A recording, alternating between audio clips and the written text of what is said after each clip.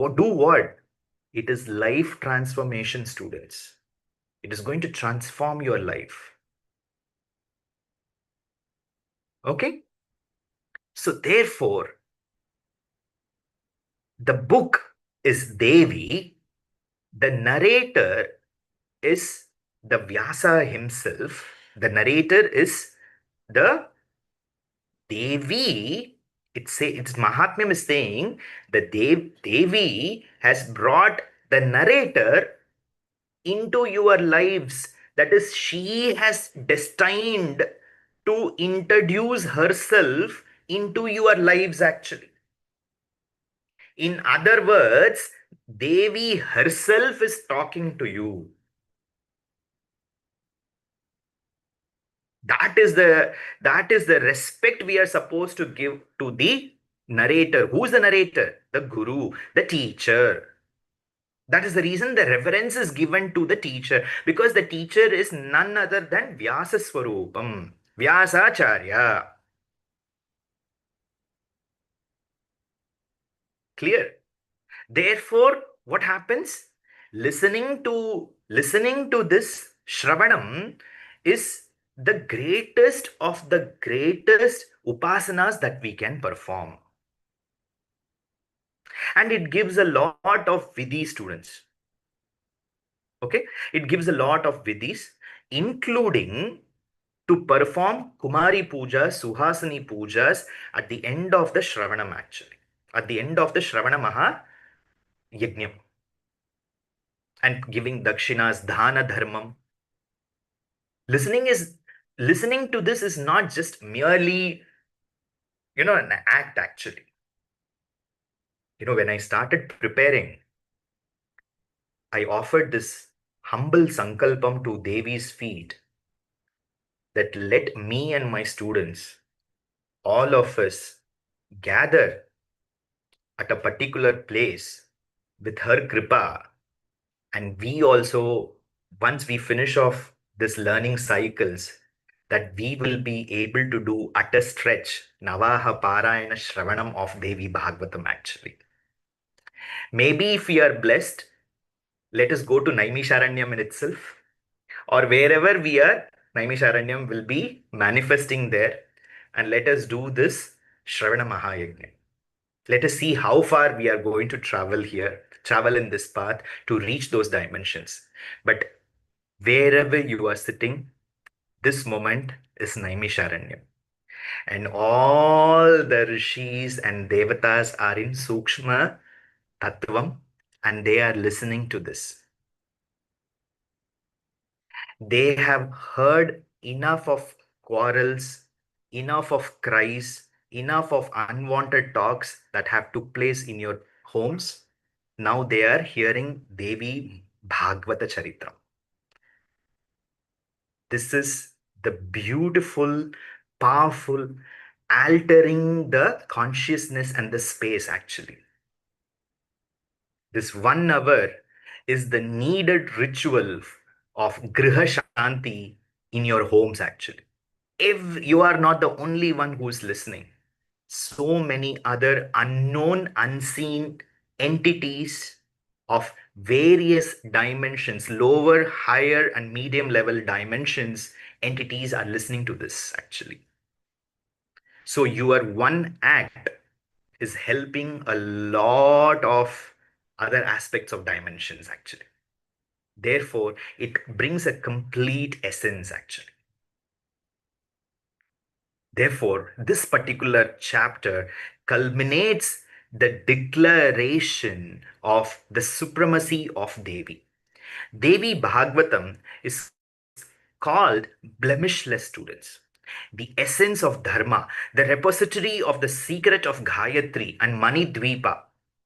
Brahma creates, Vishnu protects, and Shiva annihilates only through the dust of Devi's lotus feet. That is what Bhagavatam is declaring. Meditation on Devi's Mani Dvipam. That is, what is Mani Dvipam? Her lokam. Mani Dvipam is the lokam. Shripuram, Jayalokam, it is also called as. Grants both the worldly, Iga Parasukam, both the worldly enjoyment and liberation. Hearing every fraction, even a fraction of this Purana, students, yields immense merit actually. Even one fraction we are able to hear, this brings in immense merit. And this is what the Māhātmyam declares at the end of it actually. Before I conclude this, let me talk about chapter 3 in detail for you because I gave a gist of everything. I'll talk about chapter 3 and 4 in detail for each one of you. Because you all love to listen to stories, right? Yes or no? So you should listen to a nice story today. Kamakshi. See, so many hearts are going up when I'm saying story. So Sudyumna, we are talking about Sudyumna. Let's understand. So I'm talking, I'm giving the explanations for Shloka 3, Shloka number 3 to 11 now. It's going on. Agastya approaching Kumara, that is Skanda is now speaking. Skanda Uvacha.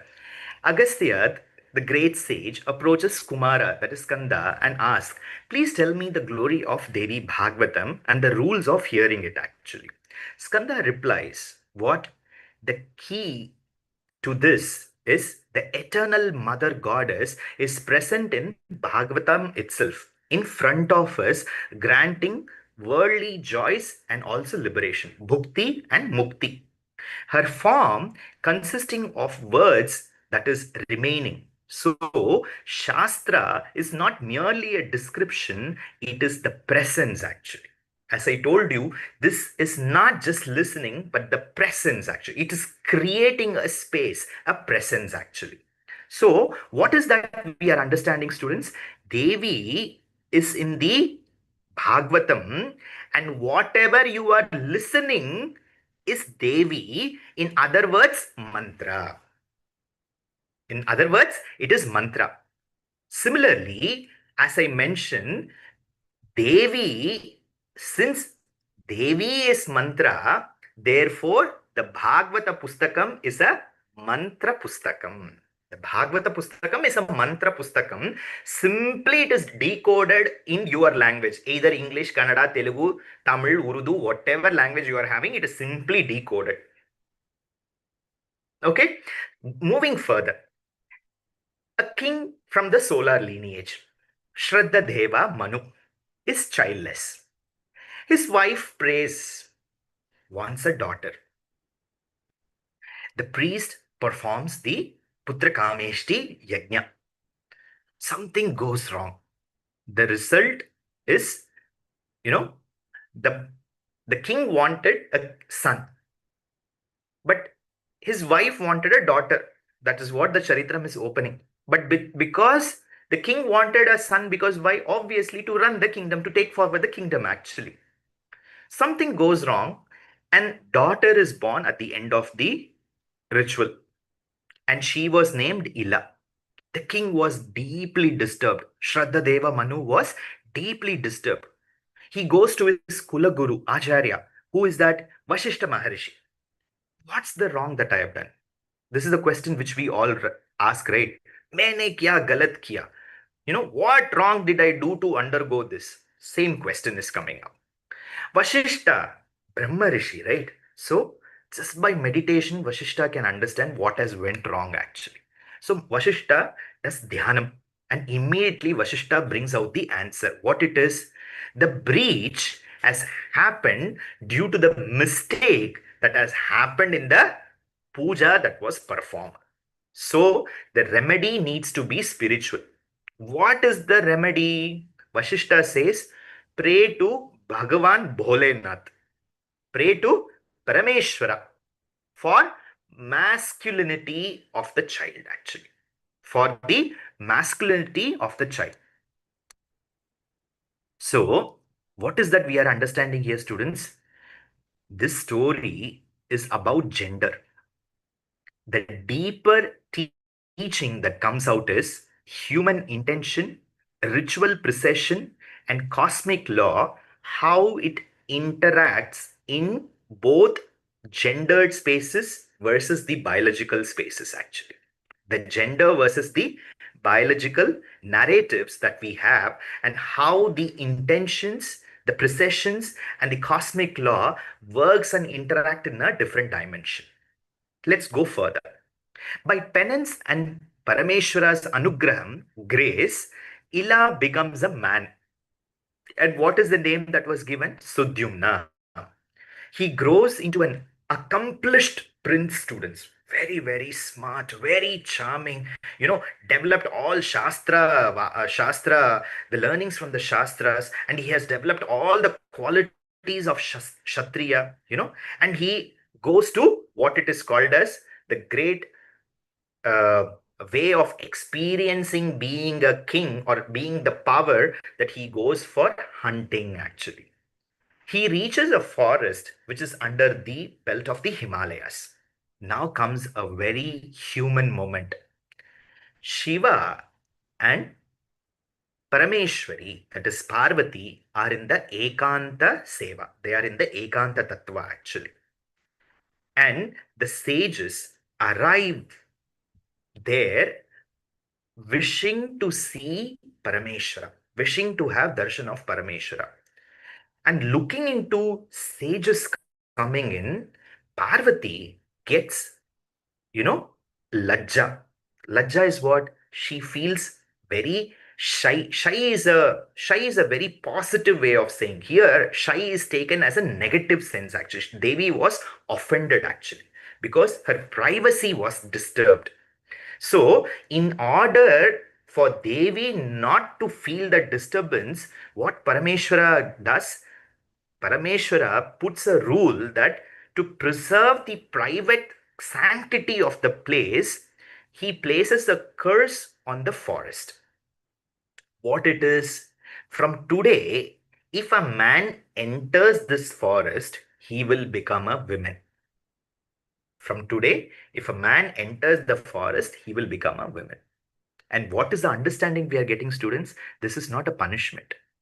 This shows certain spaces hold certain Shakti rules. The forest becomes a Shakti Kshetram where masculine identity is not stable.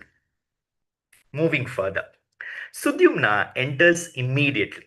And what happens? He becomes a beautiful woman. He wanders confused, and followers become women. Even the followers, all the other, people who have followed from the kingdom along with him, they have also turned into women. The horses have become mare actually. Then she meets whom? Buddha. Who is Buddha? The Graha Buddha, the son of Chandradeva. Yes or no? Chandradeva. And what happens? There is an attraction that develops between both Buddha and Sudyumna, who has turned into a woman. They live together. And what happens? Out of their living together, there is a son who is born. Who is that? Pururavas. Pururavas is born now. But later, memory of the earlier life returns actually. Okay, to whom? Sudyumna. And what happens? Sudyumna in the female form goes to Vashishta and offers namaskaram to Vashishta and asks for explanation. This is what I am, this is what has come to my mind, what it is all about. So, what actually and explains about the masculine feelings and emotions that she is experiencing. So the key understanding here that we need to develop, students, is the Māhātmyam is teaching a key spiritual psychology to us. What it is? Identities can shift, number one. Circumstances can overpower us. But what can help us? The Guru Smarana. The Shastra Sambandham actually. The Guru Smarana and the Shastra Sambandham will stabilize the axis. Clear to all of you. Let's move forward. Vashishta, what he does? Vashishta goes to Kalidasa, praises Shiva by various names. Sudha Chandraya, Te tubhyaya namo namaha, Parameshwara Mahavallabhaya namo namaha, Shambho Shankara Vishweshwaraya namo namaha, Shanta Parvata Sambhojyaya namo namaha. There is one entire description that comes on Parameshwara actually. And Shiva gets pleased because Shiva is Ashutosh, and Shiva gets pleased and asks to, ask for a boon, I'm ready to give. Shiva is saying this. And Vashishta Maharishi is saying, let Ila regain masculinity. Shiva grants a partial arrangement. Shiva gives a partial arrangement. And what is the partial arrangement? He will be a man for a month, and the next month she will become a woman. What is the understanding that we are developing? Sometimes the cosmos grants gradual correction, not instant closure. So, therefore, in sadhana also, we get to stages, not sudden perfection. We have to understand this. Nobody can attain sudden perfection. It is always stages, actually. So, let's move further. Then, what happens? Vashishta turns to Devi because Shiva could give partial boon only. You know why? Tell me why. What is the logic behind this? Because the entire curse that Parameshwara placed was to please Devi. Yes or no? If Shiva is going to reverse this, of course, who will be upset? His wife will be upset. So he can't afford to make his wife, to feel bad. So what he does for Vashishta's tapas, therefore Shiva granted half. But Vashishta is Brahma Rishi, Guru. So Guru can make all strategies. So what Guru understood?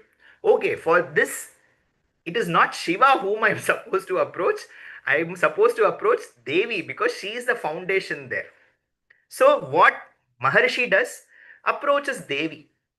And there is a Devi Kamakshi.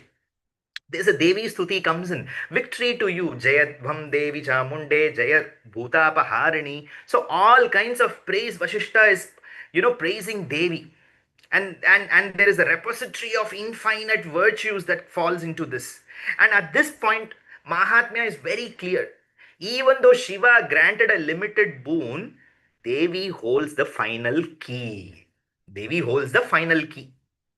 Okay. And what does Devi is now speaking? Devi Uvacha, go to Sudyumna and make him to do my worship with devotion. Then comes the core instruction. Make Sudyumna to hear the Purana Devī Bhāgavatam in a period of 9 days. After hearing, his masculinity becomes permanent without break. He becomes a king, rules righteously, performs sacrifices, then reaches Devi's Sakshatkaram even after quitting the body. This is a crucial doctrine, students. That is, the Navaha Śravaṇam, or this entire Śravaṇam that we are going to do in different phases every weekly, is not entertainment. It is edutainment. It is edutainment. Why? It has education in it. It is a transformative yajna, students. The fruit is described as identity stabilization. Please understand. That is, it is establishing our swadharma, establishment of the dharma. And finally, what it is? Devi Sakshatkaram, Devi Anugraham. Clear to all of you. And moving to chapter 5, students, the Śravana Vidhi, when we spoke about Śravana Vidhi, the understanding is Skanda now turns from the story to law. Immediately, I'm skipping the 4 because I'm expecting that you all have got the books for the Parayan also. Yes or no? You all have the story books also. So I'm expecting you to read the story for yourself actually. So I'm just skipping the story. The way I, explained the Adhyaya 3, I'm expecting you to read with the same into the story actually. Though the Māhātmyam very clearly says, listening is very, very powerful, and the feel that comes with listening doesn't come with reading, but as an adhikaram towards the text that we have, because we are learning the text. So learning implies listening, reading, writing and speaking, all the four aspects of, all the four aspects of the language. So I am giving you the adhikaram to simultaneously read so that the reflection keeps growing actually. The nididhyasanam continues to happen within us.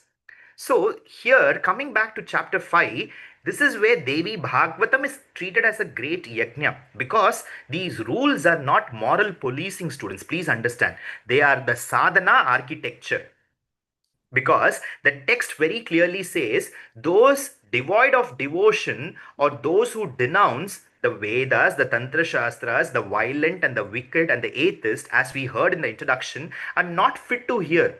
Why? Because this adds to the greedy, then it adds to the greedy one who steals, who desires, others' wives, others' wealth, who misappropriate, wealth, and they have no competency to hear this actually. They are not qualified to hear this. So the teaching understanding that I am giving you here is, this is not a social discrimination, students.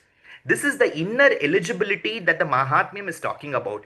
If a person is committed to adharma and contempt, they cannot receive the sacred listening actually. And therefore, the part B of the chapter 5 talks about the vrata, the discipline, the hearer's conduct actually. It talks about various aspects actually, and as I mentioned, it talks about, it talks about various kinds of restrictions. Why? Because these vrata rules are supposed to develop purity within us, students, and not just statement about how worthy we are.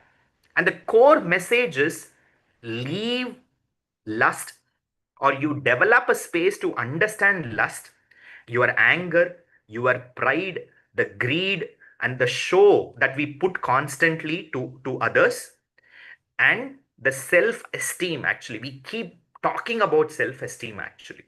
So what is self esteem as far as you are concerned, or your space is concerned? This is what the Bhagavatam wanted us to reflect actually, and that's a reason it is giving us all these rules actually, the different kinds of rules. If when you're going to read, you will understand it in very detail. And also, the text really clearly talks about a person engaged in this vratam, all these aspects of following these rules and regulations to imbibe the knowledge of the Bhagavatam, should keep the company who is similar to them actually, and who also follows similar discipline. Why? Because it creates a like-minded association, and it is protecting the listening mind actually, students. Please understand. From what? Two things. One is cynicism and other one is negativity. These are the two primary things. You forget about all the rules, students. I am telling you, you have to follow these two rules. As your teacher, I am saying what? Cynicism and negativity towards everything. ये क्या होने वाला? These activities. Shraddha, saburi, these two things we have to develop. Even if you don't have it, you have to force yourself. Literally, you have to force yourself. Clear to you? Whatever is there in your hands or not in your hands, you have to come out of cynicism. And if somebody is cynicistic in nature, somebody is negative in nature, 2 steps, 5 steps, 10 steps, 15 steps, 100 steps, lifetime away from them. You have to decide how to be away from them. Some people are always 2 steps. We can keep them in the same living space. Some people we can keep 100 steps away. It all depends. You are capable of doing that. So we have to protect ourselves from these two principles. So therefore, what it is doing, this is going to cultivate modesty, compassion, purity, limited speech, and generosity. The moment we are going to do these two things, all these qualities are going to multiply. And these qualities is going to help us to perform nididhyasanam, students. What is nididhyasanam? To contemplate on whatever you are listening and reading from Bhagavatam.